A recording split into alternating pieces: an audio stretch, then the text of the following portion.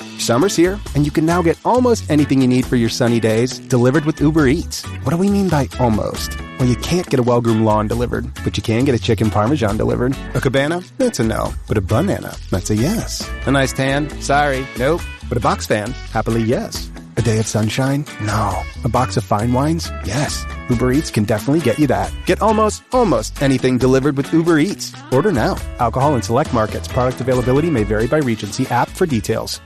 Your teen requested a ride, but this time not from you. It's through their Uber teen account. You drive your teenager around, a lot, to their friend Jacob's house, their other friend Jake's house, to James's, to Jaden's, to Jalen's, to... Mom? This is Jake's house, not Jacob's. Now with an Uber teen account, your teen can request a ride under your supervision. They'll ride with a highly rated driver, and with live trip tracking, you'll follow along the whole ride to their friends' houses that all sound the same. Add your teen to your Uber account today. See app for details. Bye, Mom. Thanks for listening to the Red Treehouse, where I tell scary stories to keep you up at night. You can listen to the Red Treehouse on your favorite streaming platforms, including Spotify and Apple Podcasts. Be sure to follow, like, and subscribe. Oh, and leave a 5-star review. You can follow the Red Treehouse on social media, on TikTok, Instagram, YouTube, X, Threads, and Facebook at Red Treehouse Pod. And now you can find the Red Treehouse on Patreon. Join the Red Treehouse community for as little as $3 per month and receive exclusive member benefits, including personal shoutouts, early access to episodes, bonus episodes, and more. Simply go to patreon.com/Red Treehouse. As always, if you have a scary story or topic you'd like me to feature on an upcoming episode, email redtreehousepod@gmail.com. Important note, sources for this episode can be found in the show notes. The Red Treehouse is dedicated to my dad. I love you, Pop. In the previous episode of The Red Treehouse, we heard a first-person story about a potential Skinwalker sighting. After an hours-long investigation deep in the woods of the Hampton Roads area, WTCW Paranormal concluded a Skinwalker might be roaming the dense forest near a train derail station. But to date, we've not asked or answered the question, what is a Skinwalker? Imagine for a moment you're driving down an isolated stretch of highway at night, your car the only one for miles in either direction. Fighting through the monotony of the drive and the hypnosis as it starts to set in, you turn your high beams on to get a better view of what lies ahead. Up ahead, in the distance, you notice a large mass in the center of the highway. Roadkill, you say under your breath. But as you prepare to avoid it, you realize it's not only not roadkill, it's also very much alive. And it's much bigger than you initially thought. As your brain catches up to your eyes, you realize something about the creature is off. It resembles a wolf standing on all fours. Except, this isn't like any wolf you've ever seen before. Then it dawns on you. The creature is covered in fur and looks like a wolf, but stands on 2 legs and moves just like a human. As you blink your eyes to make sure you're not imagining this, the creature takes off into the woods on the side of the road. Just like that, it's gone. You sit in your car, quiet and stunned, for a few minutes before slowly proceeding past the spot where you saw the creature. And as you pass by, you look to the area where it entered the woods and see 2 glowing red eyes staring back at you. In this episode of the Red Treehouse, we're going to explore the terrifying and deadly Skinwalkers and the Skinwalker Ranch, where strange occurrences and encounters are said to occur frequently. What is a Skinwalker? And are they real, or nothing more than a fictional creature? I'll share the details. You decide for yourself. I'm your host, Will. Welcome to the Red Treehouse.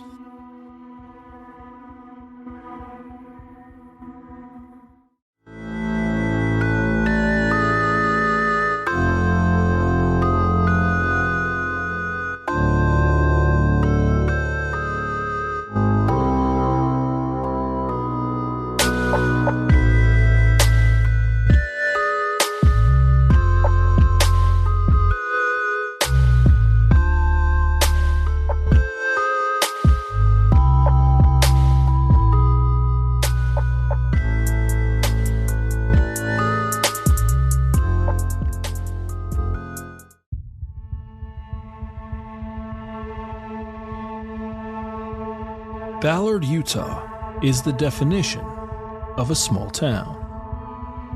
According to the 2020 census, the population was just under 1,200 people, scattered along a total area of 14 square miles.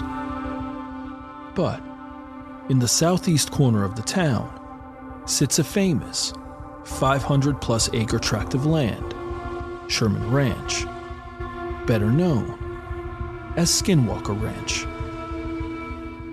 The ranch is located in the Uinta Basin, which is famous for UFO sightings as far back as the 1970s. According to one article, the ranch was the site of, quote, close to 100 incidents that include vanishing and mutilated cattle, sightings of unidentified flying objects or orbs, large animals with piercing red eyes that say they were unscathed when struck by bullets, and invisible objects emitting destructive magnetic fields, end quote. But what is a Skinwalker? According to Navajo legend, a Skinwalker is, quote, an evil witch who is able to shapeshift into different forms, such as that of a wolf or a bear, end quote. It's also been asserted that Skinwalkers, quote, can possess humans and take hold of them, end quote. Skinwalkers are always malevolent creatures who are bent on being destructive and evil, and are, quote, seen as the antithesis of Navajo values, end quote. Where shamans are considered healers, Skinwalkers are considered destructive. One article stated, quote, witches are seen as evil, performing harmful ceremonies and manipulative magic in a perversion of the good works medicine people traditionally perform. In order to practice their good works, traditional healers may learn about both good and evil magic in order to protect against evil. But people who choose to become witches are seen as corrupt, end quote. Simply put, Skinwalkers are shamans who use their powers for evil rather than for good. And it has been said that becoming a Skinwalker requires the individual to kill a family member and pledge allegiance to evil. It is believed that Skinwalkers are almost impossible to kill, with one exception. Quote, a bullet or knife dipped in white ash, end quote. While Skinwalkers are part of Navajo legend and spirituality, it is important to note the reluctance to discuss these creatures with outsiders. A lack of trust, coupled with a lack of understanding regarding the cultural context of these stories, have stirred controversy over the years. One article quoted Adrienne Keene, a Native American writer, activist, and academic. Quote, we as Native people are now opened up to a barrage of questions about those beliefs and traditions. But these are not things that need or should be discussed by outsiders. At all. I'm sorry if that seems unfair, but that is how our culture survive." End quote. Something interesting. It is believed that talking about skinwalkers invites them to appear. A Thought Catalog article dated April 14, 2017, put it succinctly. Quote, "Stop talking about something you know nothing about." End quote. An important note. It appears many of the Skinwalker stories published throughout the internet are non-native interpretations of the original legend. For an interesting first-person perspective on a Skinwalker encounter, an article entitled, "I was told not to speak about Skinwalkers. This is what happens when you break the rules," by Brianna Abello, is available online. Though UFO sightings in the Uinta Basin go back over 50 years, it wasn't until 1996 that the ranch made national news. On June 30th, 1996, the Deseret News published an article entitled "Frequent Flyers," and the world was introduced to Terry and Gwen Sherman, and the property that later became known as Skinwalker Ranch. The Sherman family, which included a young daughter and teenage son, all claimed to have seen several UFOs over a 15-month period. One article described these sightings, stating, quote, "One was small and boxy, another was 40 feet long, and the third was an enormous craft the size of several football fields. One of them shone a red wave of light. Another emerged out of a circular, orange orb, resembling an aerial doorway." End quote. Over time, the strange occurrences increased in variety and intensity. Gwen Sherman claimed to have been followed by a strange light while driving home. Terry Sherman reported hearing, quote, "male voices speaking in unfamiliar language about 25 feet above him," end quote, while out in the fields with his dogs. The family claimed several cows either went missing or were found dead. Quote, "One dead cow had a hole cut in the center of its left eyeball, but was otherwise untouched. Another dead cow had the same incision, as well as a 6-inch hole carved out of its rectum. A strange chemical smell was present both times." End quote. It didn't take long for the Shermans to connect the cattle deaths to UFOs. As if the cattle mutilations weren't scary enough, the Shermans experienced significant poltergeist activity inside the ranch, including doors opening and closing forcefully and without cause, cooking utensils disappearing from one location and reappearing in another, groceries moving from the cabinet to the countertop, and more. The phenomenon grew weirder still. One morning, the family, quote, "discovered 3 circles of flattened grass, each about 8 feet across, in a triangular pattern about 30 feet from each other. In a nearby pasture, other strange soil impressions had been found, circles about 3 feet wide and a foot or 2 deep, with the dirt in the center perfectly flattened." End quote. Perhaps the scariest incident of all occurred about 15 months after the Shermans moved in. Terry was out in the field with his dogs when he noticed a wolf, at close range, just staring at him. Except, this wolf was unlike any he'd ever seen before. It was at least 3 times larger than the average wolf, had glowing red eyes, and didn't move when he fired 3 shots at it from close range. After this, the Shermans, spooked to their core, sold the ranch to Robert Bigelow, who, quote, bought the property under the National Institute for Discovery Science, end quote. Still, the strange occurrences continued. On March 12, 1997, Colm Kelleher, a biochemist with NIDS, claimed to see a, quote, big humanoid figure perched on a tree. The large creature that lay motionless, almost casually in the tree. The only indication of the beast's presence was the penetrating yellow light of the unblinking eyes as they stared fixedly back into the light, end quote.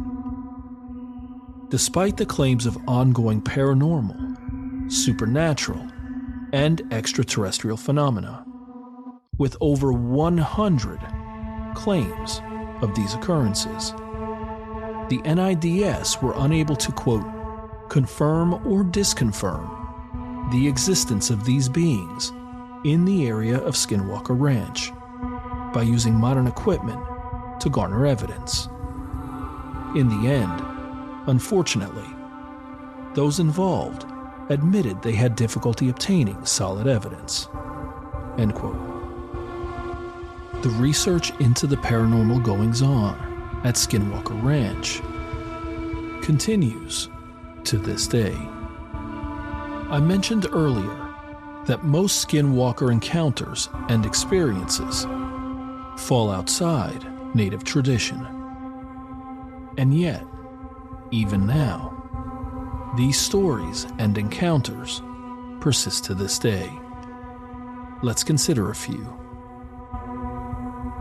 The first encounter is from Reddit user Let's Read Official.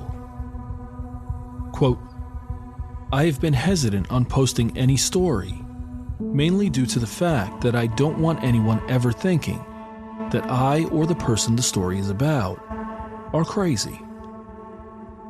Although saying this actually happened sounds very cliché, I can assure you the following stories are true. Now, before I begin my story, just for a bit of background, I am an intern for a church that does work on a Navajo reservation site, helping the community on people's homes, like roofing repair, repainting, and interior fixing. 8 to 5, with good pay, and nice people, so overall, I'm happy with this. And, as a bit of a disclaimer, I'm not trying to offend Navajo tradition in any way. This is just a first-hand story on what is currently happening on my trip. Over the past 2 months of the internship, I have begun to grow fairly close with some of the residents on the reservation. One lady in particular that I got to know pretty well was the superstitious type. She'd tell me things like never be outside at night, or other random things like that. But the biggest taboo I knew never to mention, mainly because I was told by my superiors, was Navajo folklore, like skinwalkers. However, one day it was very different, in the sense that the question was just burning within me. I was on my lunch break after wrapping up painting parts of her house, when she sat next to me on her porch, and we started talking for a while. After some time, I finally felt comfortable enough to ask her about any folklore, like werewolves, or anything of that sort. I didn't really expect a response. I thought maybe she'd quickly say no, then change the topic. But if anything, I was more scared I might offend her. To my surprise, she turned her head, looking toward the outside scenery, hesitated, and then said, "Yes, I know some, and I've experienced it too." She proceeded to tell me a description of the apparent equivalent to a werewolf. To paraphrase, she said. Werewolves look like normal people, but masked in white paint, covering their face, arms, and chest. Their whole body is white as a corpse, covered with black symbols, quite possibly related to devil worship. More specifically, they are grave diggers and necromancers as well. They dig up bodies only to steal jewelry. Although they may perform other acts to corpses, she quickly strayed away from going into too much detail about that point. Werewolves also get their power from the devil. That is how they are able to possess such supernatural strength and endurance. I was surprised to hear this, although I figured werewolves wouldn't look anything like in Twilight or Scooby-Doo. Deep down, though, I thought she sounded a bit crazy. Before I could ask more questions about these werewolves, she began to tell me her own interaction with these supernatural beasts, and her story gave me chills. In fact, it still does. She explained that one day, her and her husband were driving on the curvy roads alongside the mountains, only to find a woman with her face covered up by her hands. She was kneeling in the middle of the road, appearing as though she were crying. The woman looked up towards the car's headlights to reveal the very same white paint and sacrificial symbols mentioned previously. Her husband honked his horn and quickly slammed on the brakes, but he was too late. They both heard the loud cracking sound of the woman's bones and saw the splash of blood all over the windshield. Once her and her husband stopped the car safely and processed what the hell just happened, they quickly ran over to the spot where they hit the woman. However, once they reached the spot, they discovered there was no body. Not only that, there was no trace of blood either. As a side note, this part of the reservation had some cliffs, but it was relatively flat land, so it would be obvious to tell where someone is, especially if they just got hit by a car. Puzzled by what just happened, and trying to figure out a possible explanation, her and her husband drove back home, trying to forget the thought that they had just witnessed a werewolf. However, being the non-paranormal believers that they were at that time, they tried to just close this encounter off as them just losing their minds. As interesting as her story was, this got me thinking, is it possible for this werewolf story to be true? Or is this her own way of describing a skinwalker or other supernatural phenomenon? Because she didn't think I knew what a skinwalker was. This question kept circulating through my head. So as you could expect, the following nights made it harder for me to sleep comfortably. Because of that, during the workdays, I would feel more and more mentally drained, almost paranoid. At the end of the week around 6, I was sitting in my car driving back to the church site, and was in the mental state of mind where I was half awake and half asleep. My buddy was driving and claimed that he wanted to pull over to the gas station that was near the church to grab a couple of snacks to munch on during our debrief time in our cabin. Since I was too tired to argue, I said fine and laid my face against the window and tried to doze off while waiting for my friend. However, I had the weirdest feeling that I was being watched. So naturally, I opened my eyes and looked out the window. I saw nothing. Then, when I turned my head Out of the corner of my eye, I saw a white figure, just as the woman described previously. I looked back, but nothing was there. I swear I saw something. Since it was beginning to get darker outside, I quickly sat up in my seat to readjust my vision. But when I looked back out the window, it was almost as though the figure had vanished. Perplexed, I stepped outside the car and looked around, but there was no trace of a creature anywhere near there. My buddy came back to the car and questioned what the heck I was doing.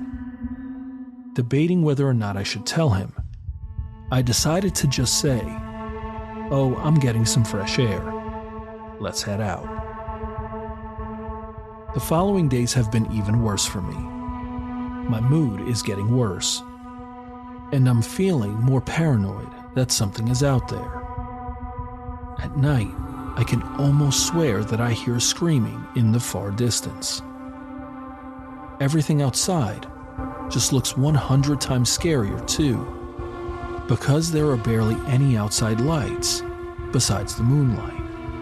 So everything has more of an exaggerated appearance. Believe me, I know I sound crazy. But the worst part is that if I tell anyone, they'll think I'm crazy too. End quote. Our second encounter is from Reddit user Pomelo8703. Quote, "I'm a 25-year-old male and live in Utah. I'm curious if any of you have seen anything like this before. I'm pretty sure I saw a Wendigo or a Skinwalker. I know it sounds strange or crazy, and I don't really believe in those things. I'm regularly skeptical when it comes to the paranormal. This happened to me when I was 17 and in high school and living with my parents. My house at the time was in a very small town. The backyard faced open, empty fields and mountains for miles before you reached another civilization at all. My best friend lived next door and shared this field as a backyard. I have to explain that his house was built on a different street that ended in the field with a small cul-de-sac. I think there were supposed to be more houses built down the street to expand the town, but they clearly never got around to it. So his driveway was basically in this cul-de-sac, even though no other houses were built there. This matters later in the story.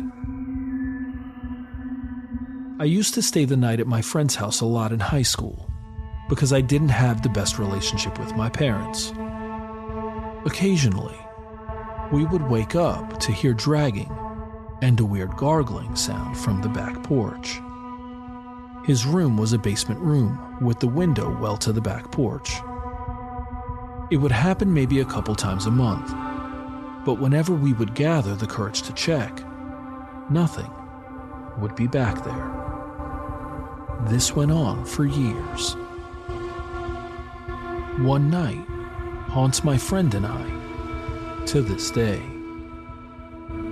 My friend was getting ready to move, and we decided we would stay up all night playing games and watching movies. We decided to go on a music drive to just vibe, so we hopped in his truck with high beams and swung out of the driveway, turning them on towards the field to use the roundabout. The light illuminated this thing. It looked like a person, but it wasn't. It was naked on all fours, abnormally large, particularly its limbs that seemed to fold under itself in an unnatural way. Its pale skin clung to it, like it had to be stretched onto it. But the part that still sends shivers down my spine is its face. Its jaw hung open to this gaping black maw, like a snake unhinging its jaw to eat. Its black eyes glistened in the light as it looked at us. But just as it turned to see us, it quickly scurried backwards, almost like it was on rewind into the brush of the field. My friend and I were pale as ghosts. We both looked at each other like, "Did you see that too?" We were shaken. Let's just say we tried to have a good rest of the night, but we couldn't believe what we saw. We ended up just sitting there in his basement with guns ready, waiting to hear the gargling and dragging again, but we never did. I don't live in that town anymore. There are times when I visit there, though. That empty field still feels like it's watching and waiting. And even though I can't see it, I can still feel like it's out there. End quote. Our final encounter comes from Reddit user never_look_back. Quote, "I still can't wrap my head around what I saw and felt and heard in my head. If there's any way to debunk this, please let me know. I live in a rural area in Florida, and this happened to me a few weeks ago. I was driving by myself at around midnight when I came to a stoplight where there's a cemetery on the right and new apartment buildings on the left. This particular light is extremely long, since it's not activated by sensors when you pull up to the light. So I'm waiting for a few minutes, and all of a sudden I instinctively look behind me. It felt like someone was watching me intently. About 30 feet away from where I was waiting for the light was a bus stop. Right in front of the benches where you wait for the bus, I saw a huge figure that looked like a wolf or a giant dog. I stared at it, thinking to myself, wow, that's an enormous dog. All the while, I started to feel goosebumps. I felt my heart start racing, and I couldn't figure out why. I started to feel evil thoughts in my head. I say feel because I couldn't make out what words were being said. I just remember while I was staring at this dog, I felt like it was mocking me, laughing, and challenging me. Then, I saw the figure stand up on two legs while staring in my direction. It stood up and was suddenly taller than the top of the bus overhang. But it didn't look like a human. It looked just like an animal, just standing on two legs. Meanwhile, I'm still waiting for the damn light to turn green. And keep in mind, there's lights all around the bus stop. But this figure was pure black. So the figure stood up on two legs, and now it looked like a huge dog with an alpaca neck and body. But the neck looked really girthy. I watched as this thing continued to stare in my direction, and I thought to myself, okay, this is really weird. But even if it's my imagination, it's gonna disappear when I start driving. The whole time I was panicked, and I heard in my head, run, but I can chase you. I bolted out of the stoplight. It was still red, but I did not care at that point, and drove away as quickly as I could. And then, as I'm driving, I looked behind me. The damn figure is sprinting at full speed, on all fours, right behind me. It looked like a deranged wolf was chasing me. I felt pure panic as I was speeding away. And out of instinct, I yelled, I have God with me. You can't hurt me. Nothing can hurt me. I am protected by my angels and by God. It was at that point that I realized I was feeling like I was being choked. Because after I said that out loud, I felt like I could breathe. I didn't feel like I was being chased anymore. And when I looked back, the thing was gone. Am I literally insane? I do believe in the paranormal, and I do believe in skinwalkers. But I honestly hope it was just my imagination, because this happened 2 minutes from my house. End quote. I'll admit, I'm not sure what I think about skinwalkers and Skinwalker Ranch.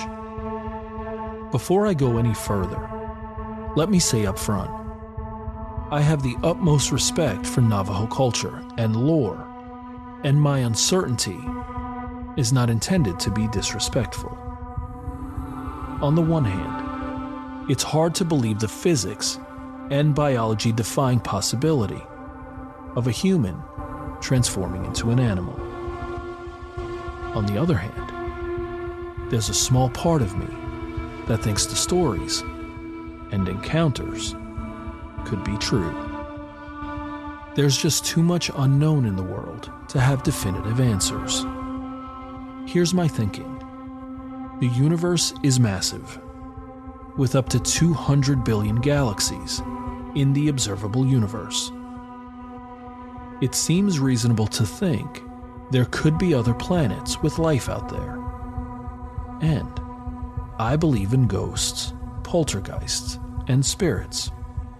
So truly, the possibility of skinwalkers isn't that far into left field.